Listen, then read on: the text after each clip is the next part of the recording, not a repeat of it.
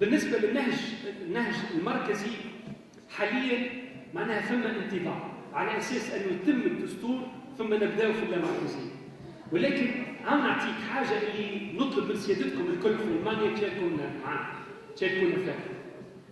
اللامركزية معناها لا إعلان لا الأطراف السياسية ولا الهياكل الأخرى كان جمعيات ترحيل الموضوع هذايا حكم إلا البعض. تنجموش أنتم سيادتكم عن طريق التجربة اللي عايشينها في ألمانيا، عن طريق التجربة الخاصة في ألمانيا حول اللامركزية، كيفاش تنجموا تفيدوا تونس. اليوم ال 12 فصل هذوما نتاع اللامركزية كل فصل من الفصول يطرح إشكاليات في عملية التنفيذ نتاعها.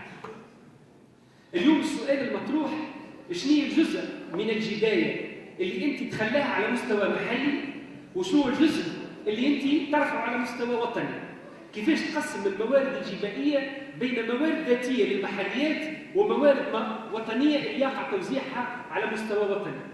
اليوم السؤال مطروح كيفاش باش نقسموا تونس إلى مقاطعات، شنو هي المتغيرات اللي لازمنا نعتمدوا عليها، وشنو هي المنهجية اللي لازمنا نتبعوها باش نوصلوا لك التقسيم هذاك.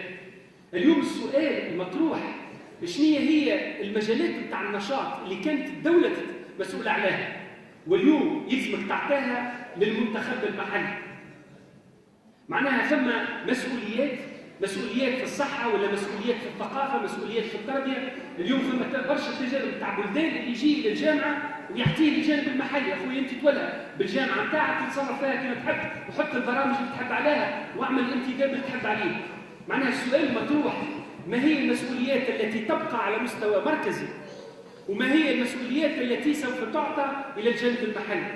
وفي التوزيع نتاع المسؤوليات يلزم يتابعوا توزيع على مستوى الموارد. شنو هي الموارد اللي انت باش تخليها على مستوى وطني وشنو هي الموارد اللي انت باش تحطها على مستوى جهوي. ولذلك الاشكاليات هذه اليوم لحد اليوم ما فهمناش شكون اللي قاعد يفكر فيها وقاعد يدرس فيها، وهذيك المستقبل نتاع تونس. فكيفاش تنجموا انتم التجربه اللي عايشينها في المانيا تفيدوا بها تونس؟ بارك الله فيك.